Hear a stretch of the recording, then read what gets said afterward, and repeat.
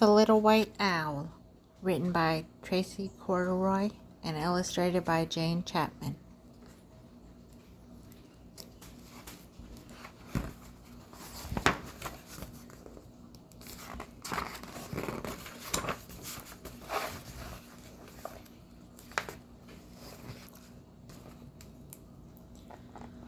Once there was a little white owl who lived by himself in the snow. He didn't have a mommy, he didn't have a daddy, he didn't even have a name.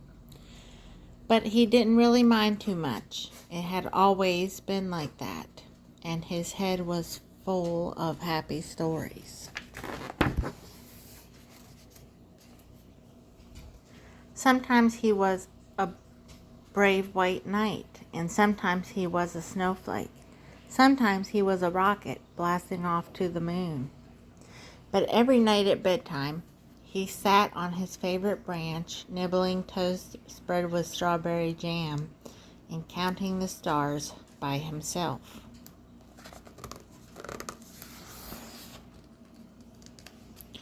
Then one day, he looked at the big blue sky that stretched on and on forever. "I wonder what's out there," said the little white owl. So he packed his teddy and his clock. It was time to see the world. For days the little white owl flew over turquoise oceans and deserts of gold. Then he spotted the prettiest trees, sprinkled with tiny jewels.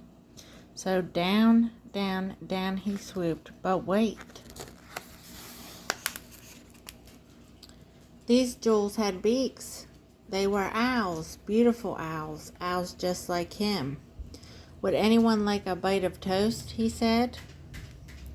But the beautiful owls sat quiet, and still they didn't want to spoil their perfect feathers. "How very plain you are," groaned the green. "No colors at all," sniffed the dotty red.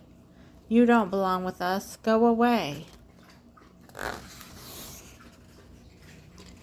"But I do have colors," cried the little white owl. "Here in my heart, and bumping up and down in me are lots of happy stories. I'll share them with you if you want me to." The owl sat and thought, then, sighed the blue. Sighed the blue. "A story might help pass the time." "Fine, but just one," said the flowery pink with a yawn.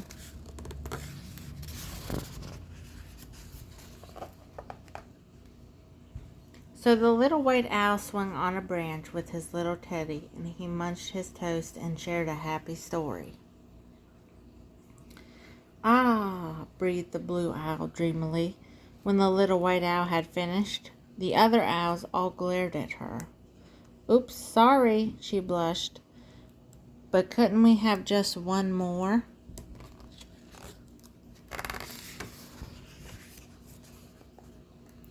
So the little white owl closed his eyes, and magical stories came pouring from his heart. Colorful tales of castles and knights and dragons with fiery breath. And blasting through moonbeams and counting bright stars and tumbling down like a snowflake.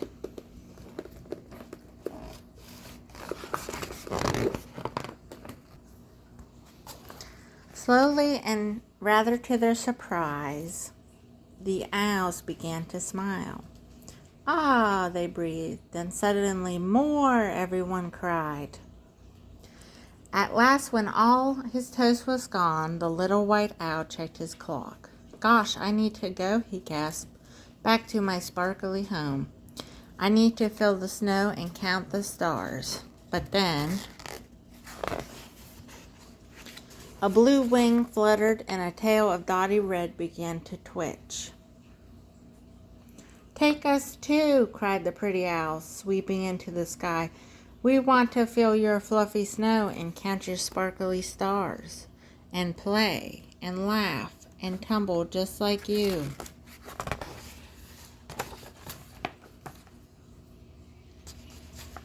So the little white owl led them home, where they tumbled and twirled on the ice. Like splashes of rainbow, they speckled the snow, their colors brighter than ever.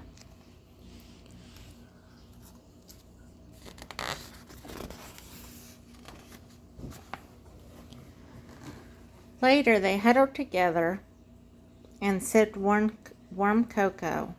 "Tomorrow when we fly home," said the blue, "the white clouds will remind us of you. Promise you'll visit very soon?" "I promise," smiled the little white owl. "And you can tell me all your stories." Then he snuggled up on his favorite branch.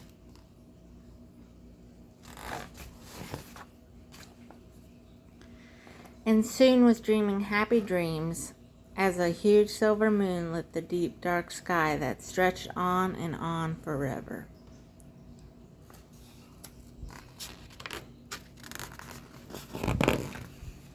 The end.